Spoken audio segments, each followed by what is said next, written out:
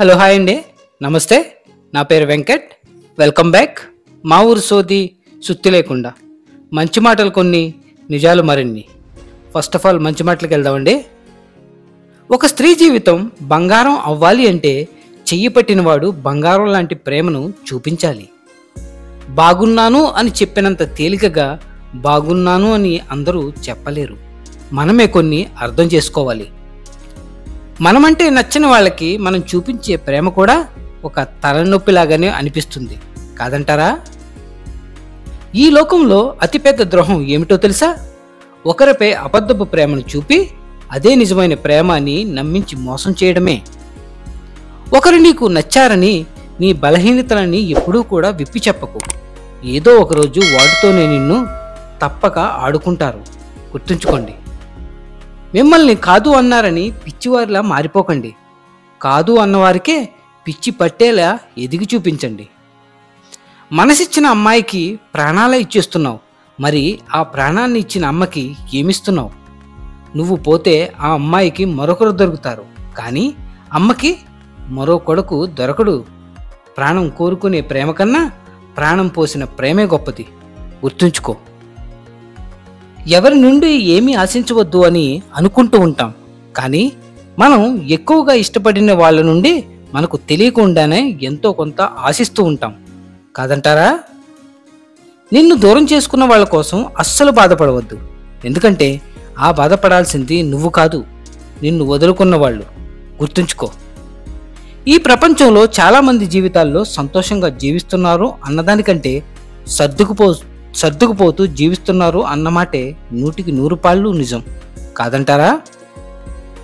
మన మీద మనకే అసహ్యం ఎప్పుడు వేస్తుందో తెలుసా? మనకు విలువ ఇవ్వని వారి కోసం మనం మనసులో ఎక్కువ స్థానాన్ని ఇచ్చినప్పుడు. అవునా? కొందరికి దగ్గరగా ఉండి అలసైపోవడం కన్నా వారికి దూరంగా ఉండి ఒక జ్ఞాపకంగా మిగిలిపోవడమే మంచిది. గొప్పగా అందరూ ప్రేమించగలుగుతారు, కానీ ఒక తప్పు తర్వాత కూడా అంతే గొప్పగా కొందరు మాత్రమే ప్రేమించగలుగుతారు. అంత గొప్పగా ప్రేమించడం కూడా అందరి వల్ల అవ్వదు. దానికి గొప్ప మనసు కూడా ఉండాలి. ఈ రోజుల్లో ఏ బంధం కూడా గొప్పది కాదు. అవసరం ఉన్నంత వరకే.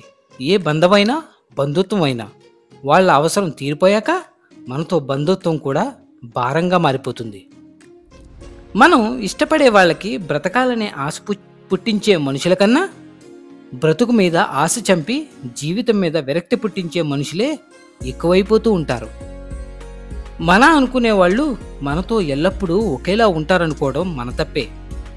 ఎందుకంటే ప్రపంచంలో అన్నింటికంటే వేగంగా మారేది మనిషి యొక్క మనసు, అలాగే ఆలోచనలు మాత్రమే. గుర్తుంచుకోండి. ఎవరి మీద పరిమితికి మించి ఆశలను పెట్టుకోకండి. దానివల్ల వచ్చే దుఃఖం జీవితాన్నే అతలాకుతలం చేస్తుంది. కొందరు ఎలా ఉంటారు అంటే వారు మీ నుండి ఏమీ ఆశించరు, ఒక్క మీ ప్రేమ తప్ప. మాట్లాడేది 5 నిమిషాలైనా ప్రేమగా మాట్లాడితే చాలు, రోజంతా సంతోషంగా ఉంటారు. మీపై పెంచుకున్న ప్రేమ వారికి ఈ జన్మకే కాదు, ఎన్ని జన్మలెత్తినా కూడా తీరదు. మోసం చేసేవాళ్ళు మీ రాతలో ఉన్నారు అంటే కష్టాల్లో మీకు తోడుగా ఉండేవారు కూడా తప్పకుండా మీ రాతలో ఉంటారు. ఎప్పుడూ కూడా నా రాత ఇంతే అని అనుకోకండి, విశ్వాసంతో ఉండండి. మీకు ప్రేమించటం రాదు అని చెప్పిన వాళ్ళకి సూటిగా చెప్పండి, నా ప్రేమని అర్థం చేసుకునేంత పరిణితి నీకు లేదు అని. దూరంగా ఉంటే మర్చిపోతారు అని చాలామంది అంటుంటారు, కానీ దూరం ఎక్కువయ్యే కొద్దీ ప్రేమ విలువ పెరిగిపోతుంది. ఎందుకంటే దూరంగా ఉన్నప్పుడే కదా దగ్గరితనం యొక్క విలువ తెలిసేది, కాదంటారా? అర్థం చేసుకోవాలనే ఆలోచన అవతల వాళ్ళకి లేనప్పుడు మన మనసు పడుతున్న బాధ అవతల వాళ్ళకి ఎంత చెప్పినా వ్యర్థమే. మీ మౌనంలో ఉన్న బాధే వారికి అర్థం కానప్పుడు మీ మనసులో ఉన్న ప్రేమ ఎలా అర్థమవుతుంది? ఒకసారి మీరే ఆలోచించండి. ఈ మోసపు సమాజంలో ఉన్న మనుషుల వల్ల ఎన్ని రోజులు బ్రతుకుతామో తెలియదు, ఎప్పుడు ఏమైపోతామో తెలియదు. అన్నీ పక్కన పెట్టి ఉన్నవారితో సంతోషంగా ఉండండి, అలాగే సంతోషంగా ఉంచండి.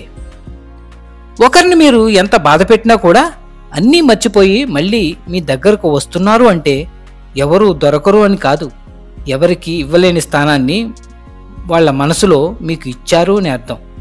వారిని తక్కువ చేసి చూడకండి. అలాంటి వారిని కోల్పోతే జీవితాన్ని కోల్పోయినట్టు. గుర్తుంచుకోండి. జీవితంలో ఎప్పటికైనా ఒంటరిగా బ్రతకడం నేర్చుకోండి. ఎందుకంటే మీరు ఎవరి మీదైతే ఎక్కువగా ఆధారపడతారో, ఎవరినైతే బాగా నమ్ముతారో వారే మిమ్మల్ని అందరికంటే ఎక్కువగా కోలుకోలేనంతగా మోసం చేసి వెళ్ళిపోతారు. అందుకని పరిమితికి మించి ఎవరిని ఎక్కువగా నమ్మకండి. ఎవరిని ఎక్కడ ఉంచాలో అక్కడే ఉంచండి. అదే మీ జీవితానికి, అలాగే మీ మనసుకి చాలా మంచిది. గుర్తుంచుకోండి. అలాగే ధైర్యంగా ఉండండి. ఇక నిజానికి వెళ్దామండి. ఒకడు మూర్ఖంగా ఉన్నాడు అంటే వాడికి గతంలో తట్టుకోలేనంత దెబ్బ మనసుకి గట్టిగా తగిలిందని అర్థం. అలాగే ఆ తగిలిన దెబ్బ అతని మూర్ఖత్వానికి మూల కారణమని మనం గ్రహించాలి.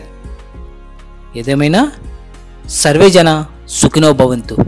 మళ్ళీ వచ్చే వారం కలుద్దాం మరిన్ని మంచి మాటలతో. Signing off Venkat. Thank you.